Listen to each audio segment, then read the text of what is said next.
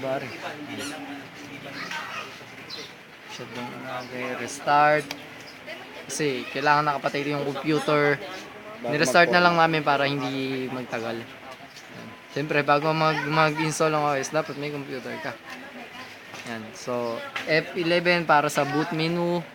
Ayan, ito mo. Ano po ilalabas? Tapos, kung nakita nyo po, ayan, yung Ito po yung gamit po natin, flash drive na bootable flash drive. Eh. Ibang design lang po siya. Kaya baka medyo hindi familiar sa inyo. Yan. Dahil po sa flash drive na naka-save yung OS na install natin. So, piliin natin siya. Ayan. Yan.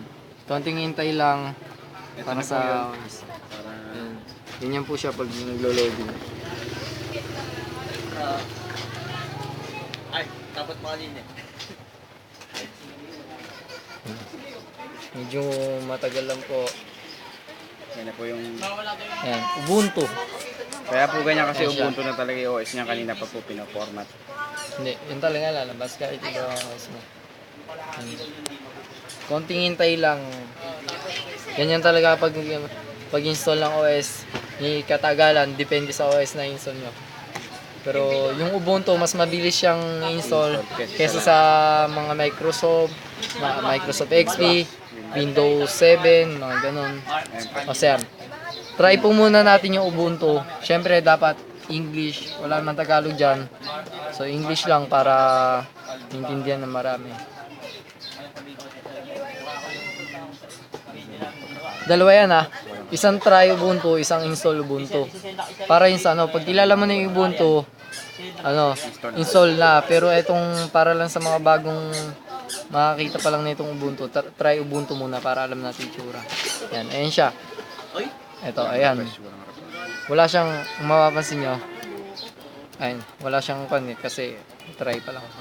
Ito yung kanyang, yan, searcher, computer, and online sources. Tapos, ayan, install Ubuntu. Siyempre, huwag muna yan, tingnan muna natin iba. Files, yan yung pinaka-desktop ng Ubuntu ya. Ayan, makita nyo sa gilid. Ganyan yung default niya kapag na-install yung Ubuntu. Ayan, files. Tapos meron siya kagad na Firefox web browser o Mozilla. Yan. LibreOffice Writer, LibreOffice Calculator, LibreOffice Impress. Tapos yan, install. Tapos settings. Yan. Makikita niyo po yung X andito sa kabilang side. Kung mapapansin nyo po, bawat window na i-open nyo, yung minimize po niya at yung close, wala po siya dito, di ba po, ganun po sa karaniwan. Yun po pagkakaiba niya, andun po siya sa kabila, baligtad po. Tapos yan, Install na po. bali, di ba, ang dali hanapin ng settings kasi, di ba, ayan, kung kukumpara mo siya sa mga XP, parang para sa iba mahirap hanapin yung control panel. So yan, siguro advantage niya din yan, pero yun. So, simulan na natin pag-install. So, install Ubuntu. Yan siya. Click. Then,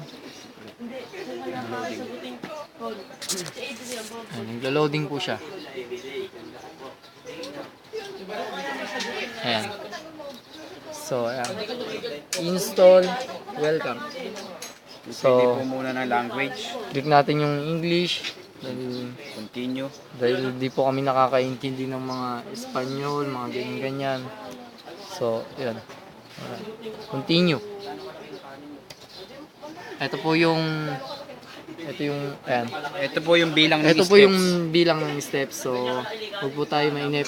Mukha lang madami yan, pero mabigat lang po yan. Ito po. So, ayan. Install this third-party software. So, para ma-install. Tapos, ayan. Continue.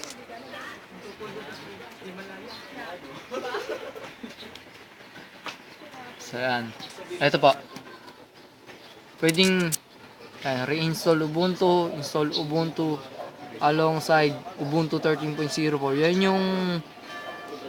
yung dalawa yung OS mo. Kasi Ubuntu na yung naka-install sa kanya, kaya install Ubuntu 13.04 alongside Ubuntu 13.04. So, Ubuntu na yung OS niya, pero kung Windows 7 niya, XP, yun yung madidisplay dyan. So, erase Ubuntu and reinstall. Yun. Yung Ubuntu, yung dati niyang OS na Ubuntu, tapos yung reinstall na to, yung bagong OS na i-install. So, yun yung pipili natin. Saan? Install now. Yan. Then, where are you? Then, Hanapin po select natin yung Pilipinas. Dahil Pilipino po kami. Select country. Yan, Philippines. At yung Lalabas po yung Manila. Manila, dahil yun yung capital ng Philippines. So, tapos Continue yan, lang continue. Continue lang. Yan. Hindi nyo po napapansin, last na siya. Talagang mabilis lang, di ba? So, ayan, keyboard layout. Select tayo ng language, English, US. English, US. Continue po. Then, continue. Then, yan, your name. Siyempre po, hiniram lang po kasi namin yung system unit, kaya ang lalagay po namin pangalan dito ay yung may-ari po ng system unit. So, Mendoza na lang kasi Mendoza po sila. Ayan, Mendoza, desktop. Huwag na po natin lagyan ng password siguro. Mukha naman pwede. Ganito pa, pag naglagay po kayo ng password, pwedeng require my password to log in. Ibig sabihin nun, tuwing mag-open yung computer, hihingan po niya kayo palagi ng password para mailagin yung makapasok kayo sa computer. Pero yan, di na natin lagyan ng password. Lagin automatically. So yun. Teka lang.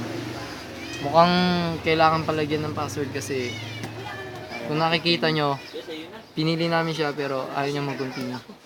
So lagyan na lang namin ng password na ayan. 3, 4. 4 na bilog. Ayan. 4 na bilog. Kailangan pareho siya. Choose a password, confirm your password. Diyan, login automatically. Then, require, sige, para ma-testing yung password, require my password. Yun na lang. Continue. 4 na. Installing na. Installing na po siya. Medyo may katagalan na po siya pagdating sa ganitong parte, pero hintay lang. Pero yung mga libro, iniipo ko yun, mga pabilang hindi, dumadami. Ano ba?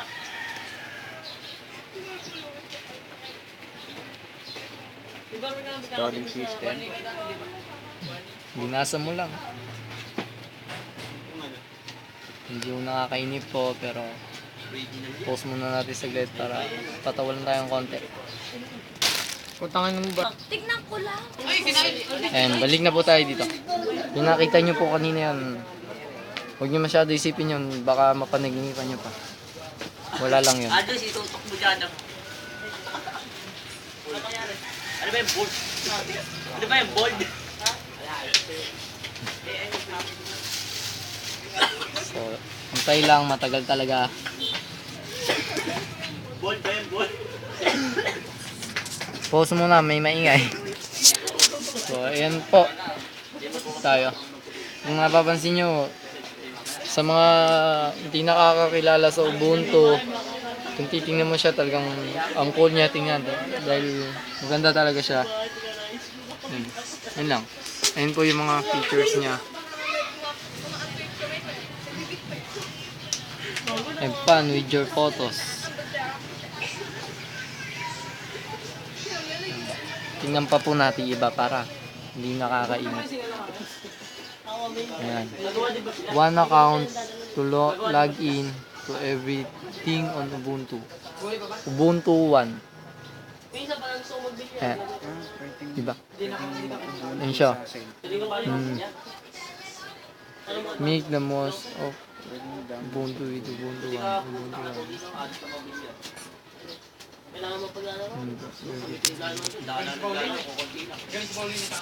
So, Stick talaga niya. Yan pa yung mga features niya. YouTube. The most of the web. Ayan. Ito yung sa may office. Ang PowerPoint siya. Ayan. So medyo may pagkakaiba sa dahil may pagkakaiba sa Microsoft Office dahil iba siya talaga doon. Finish na. Installation complete. So ayan na. Ang gano'n, parang weird daw. Dahil tapos na siya mag-install, kailangan i-restart. Ayan. Start natin. Start. Okay. Pag nag-restart siya, dapat ayan, pag namatay yung computer, kailangan mahugot yung bootable. So, hugutin natin. Ayan. Okay na siya. Mag-open na.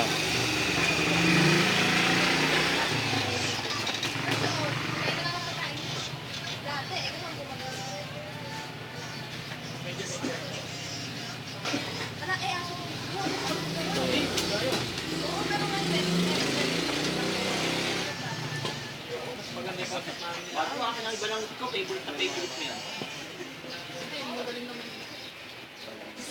Kami product na iba lang ito.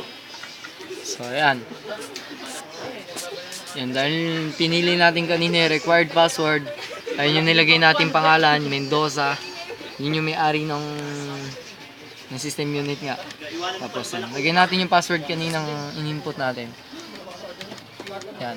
Yung 4 na bilog. So, pwedeng enter, pero para sa viewer, click natin. Bibili ko lang, puro dumi na.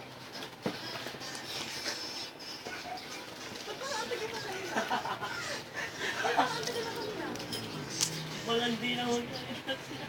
Ayan na siya. Kaya na yung Ubuntu 13.04. 13.04 nga ba?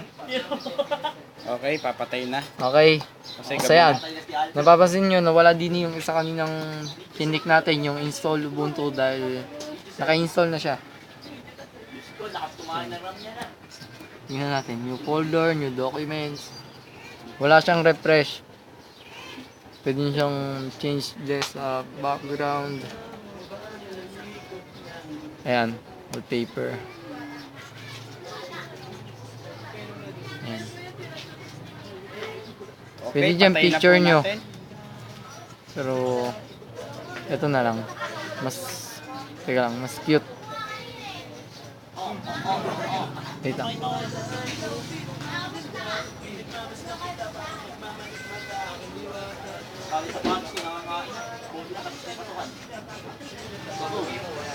So, ayan yun. Nandito na.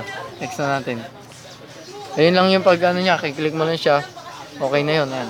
So, diba? Ang astig. So, yan yung Ubuntu 13.04. At kami yung... Kami po, ako isa. Ayan, siya isa. Dalawa lang tapos kami. Ako po. Okay na po.